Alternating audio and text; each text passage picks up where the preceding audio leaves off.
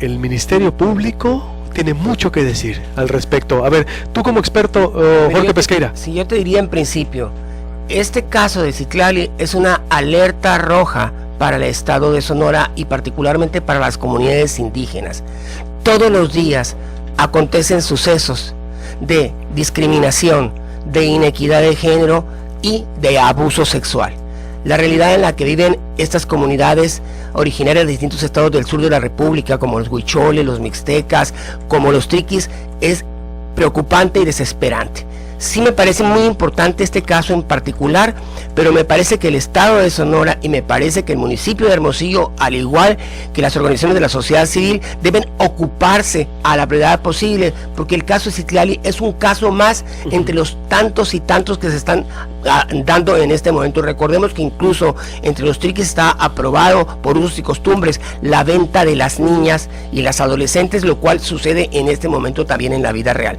Fuera de este punto, que es un tema social que tiene que ver con una doble moral de los sonorenses y de los hermosillenses, en el caso concreto de esta chica, yo te puedo decir que efectivamente la norma mexicana 046 es muy clara. Y la reforma del 11 de marzo del presente año establece que una menor de 12 años puede directamente solicitar a los servicios de salud federal o estatal la interrupción del embarazo cuando el origen de este sea precisamente una violación. Y se debe estar a un principio que es el principio de buena fe. Cuando la persona lo manifiesta, se debe creer lo que dice. Ya que el artículo 5 de la Ley General de Víctimas establece estos principios. Entonces, se concatena una ley muy importante, una ley federal, que también tiene su correlativa estatal, pero federal, que aplica para toda la República Mexicana, con una norma mexicana que también es federal y que es obligatoria para todas las autoridades de salud.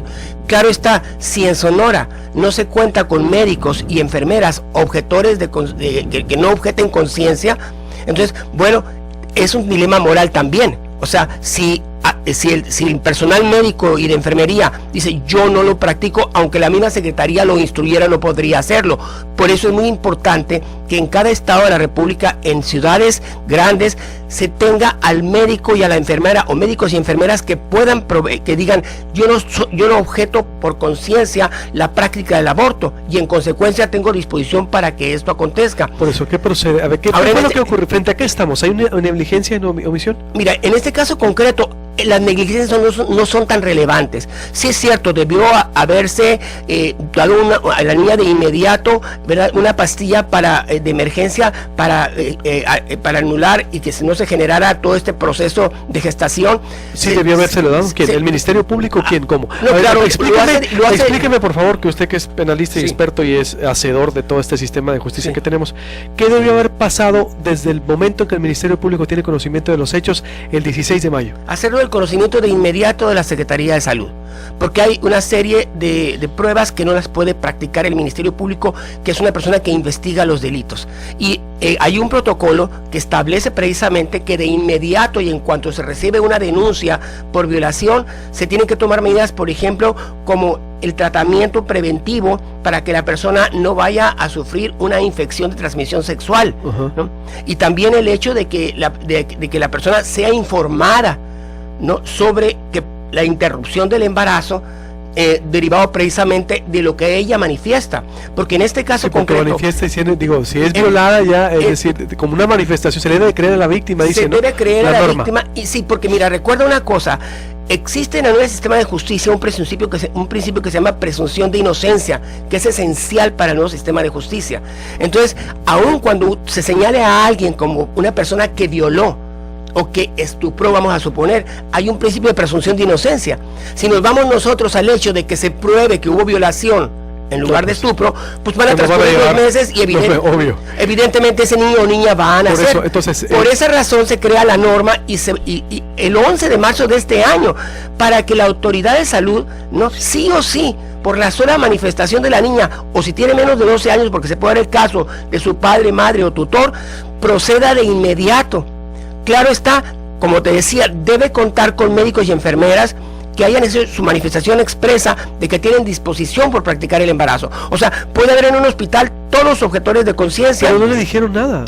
por lo que veo, digo, el secretario apenas se enteró en julio, ¿no? Por lo que dice, se enteró por la denuncia del padre, es decir, se entera un mes y medio después, él mismo lo dijo, ¿no? Sí. Me enteró un mes y medio después del caso. Sí, o sea, realmente la institución del Ministerio Público, para eso son los protocolos precisamente. Hay una variedad de protocolos de investigación, y si el delito es sexual, o el delito es homicidio, o el delito es secuestro, el protocolo es esencial.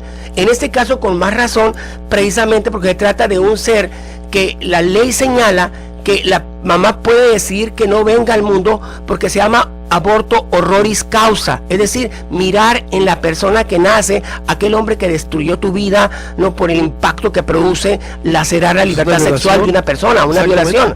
Entonces, yo entiendo que el secretario de Salud argumente que, bueno, lo que yo tengo es un auto de formal prisión o de vinculación a proceso por estupro. El delito de estupro es un delito menor, se persigue a petición de parte. Son casos en los cuales una persona tiene cópula con una mujer menor de 18 años que vive honestamente, y que esta cópula la obtiene por medio de la seducción o del engaño. Si la persona tiene menos de 16 años, se presume que hay seducción, pero el delito es de 3 meses a 3 años. Es un ilícito menor, irrelevante. La persona alcanza la libertad, incluso ni siquiera se le priva de la libertad. Entonces, aquí lo que tenemos es, por un lado, un auto de vinculación por estupro. Por otra parte, la manifestación de la niña de que fue víctima de violación. Una indagación, una carpeta de investigación o averiguación previa, porque se siguió por el proceso al principio, donde se establece que la niña fue víctima de violación agravada. Agravada significa que, como la persona tenía bajo su custodia a esa niña, la pena es de 8 a 20 años. Es similar a la del homicidio simple. En ese caso concreto, se debe creer a la niña. Y independiente, algo que es muy importante también es lo siguiente. Pero entonces, veo aquí que sigue investigar el Ministerio Público. O por lo que veo, digo, porque aquí, pues, se tiraron, le patearon el caso, no lo entendieron, ¿qué pasó? Bueno, porque ya hay protocolos, ya hay ley, digo, es un tema de conocimiento, es un tema de que la autoridad que ostenta una posición debe conocer a plenitud cuál es el rol que le corresponde jugar dependiendo del ilícito que investiga. Aquí no creo que haya mala fe, hay ignorancia, pero la ignorancia no excusa a la autoridad de su cumplimiento. Y por otra parte... ¿Ignorancia de parte de quién? Por parte del Ministerio Público, en cuanto a que no provee la información inmediata a la Secretaría de Salud.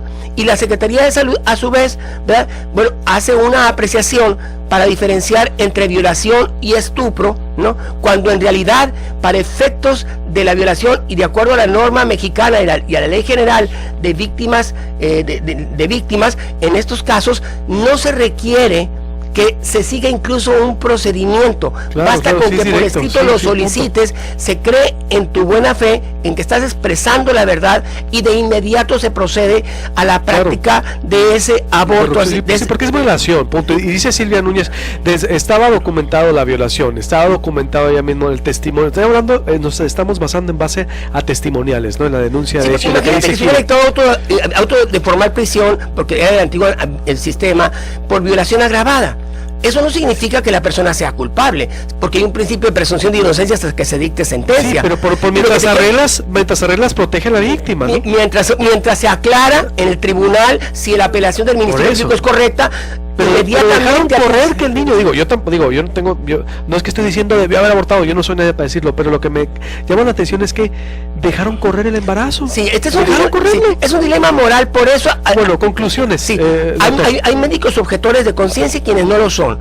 En este caso concreto, las 12 semanas a las que se hace referencia para la práctica del aborto en el Distrito Federal no está vinculada a el aborto por violación. En el aborto por violación la ley no establece el término para la interrupción del embarazo. Es de facto, no, o sea, es directa. La niña puede interrumpir su embarazo en este momento en una institución de salud de Ciudad de México, donde hay médicos en distintas instituciones que han manifestado por escrito, y enfermeras que tienen disposición por la práctica del aborto en razón que no afecta a su conciencia. ¿Lo que me quieres decir que ahorita pudiera ella practicarse el aborto aún así pase las 12 semanas? Así es, efectivamente, porque es decisión de ella, ¿sí? Porque la ley 046 no establece fecha, sino que habla de interrupción del embarazo cuando este embarazo es producto de la violación.